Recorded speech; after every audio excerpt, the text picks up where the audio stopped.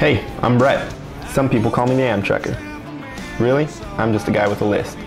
I left my home, I left my job, and now I'm traveling the country with nothing but a backpack full of technology and a whole lot of faith in the kindness of strangers.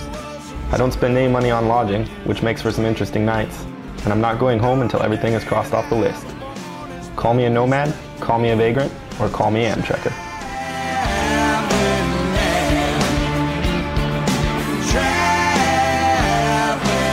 Hey team, welcome to Amtrekker. I'm here at Miami University in Ohio, not Florida.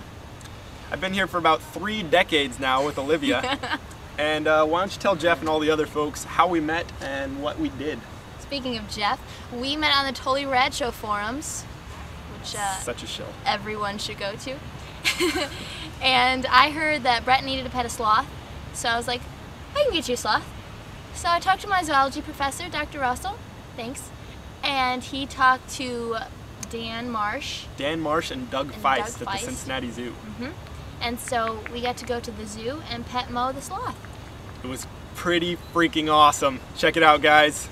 So petting a sloth was on your list. How did it get on your list? I don't know, it's one of those things I was always fascinated by. Yeah, when I left on the trip, I didn't expect it to be nearly as difficult as it turned out to be, petting a sloth. And then I had all these fingers going out. Yeah. You should have seen what I went through to find a sloth. I mean, you know, I was given the assignment when we built Discovery Forest was, we need a sloth, go find a sloth. And you go back to your office and that's your task. You're like, sloth. I called up Scott and said, Scott, I'm looking for a sloth. And he says, well, I have a sloth, but she's my personal pet and I'm not giving her up. I love my sloth. And then he talked about this sloth who's been on Letterman and Conan O'Brien, and this sloth that traveled with Jack Hanna was quite famous. So I was like, well, you know, if you come upon another sloth, let me know. Scott called me back after a couple months and said, you know, my house is kind of crowded, I've got a newborn now, you know, I'm willing to give up the sloth. Oh no! So we went ahead, yes, and he knew it would get a good home. And he said she wasn't getting a lot of attention, and he knew she was bored and she was showing some aggression because she wasn't getting handled much. And so he thought, well, reluctantly, and almost with tears in his eyes, he brought Mo from Michigan down to us, and Mo now lives here at the Cincinnati Zoo. So having said all that, let's go meet Mo. Hi, Mo! Mo's in her bucket. Oh my god. Oh my god! Look at that. She's so cute. Oh my god, look how cute! Oh, your bucket.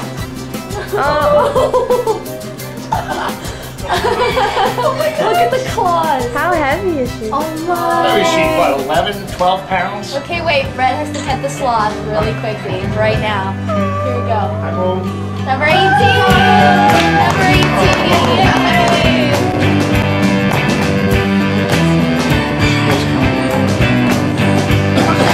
She's usually really long. She can get grumpy sometimes, but it's not. And worry about it because she's right in the face and she has huge canine teeth. Really? See those pockets on her lower jaw? Those canines come all the way down and house in those pockets. So, are they carnivore? They're not. They're frugivores. They mostly eat leaves. But here at the zoo, we feed her a variety of fruits and things to keep her on a healthy diet. And she very reluctantly transferred her diet of basically what would be junk food. So let's take her on out. Because when she's in here, basically she's thinking, I'm going back in my cage, where she's meant to eat. I love watching her. So what we're going to do is we're going to put her up in the sloth tree. And I invented the sloth ladder myself. I thought, no, if I was a sloth, what would I like to climb on? And I know she has a wide span with her arms, so I thought the support should not be on the sides like a typical ladder, but put it down the middle, and that gives her room to, you know, move up the tree. Go up in your tree.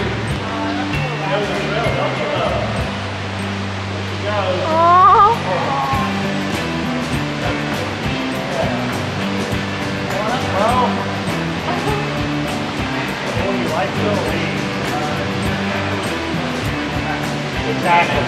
She's a two-toed sloth or a hawk-toed sloth.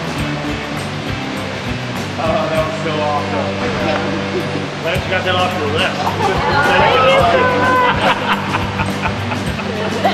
every day you get a guy, crossing off his list. I crossed it off my list too when I got her. I was like, thank God I got a sloth. Because it was not easy to come by. Now this is why we had a pile of these plants up here. It's such a charmer, the visitors started handing her things. So how cool was that? There's even more action over at www.amtrekker.com. And if you head over to MySpace at myspace.com/Amtrekker, if you're one of the friends over there, you get a new bulletin every time something new and exciting is going on over at the site, which is all the time. And if you want to send an email to the podcast, that's www.amtrekker.com. See you guys next time. Oh, dude, I'm gonna die.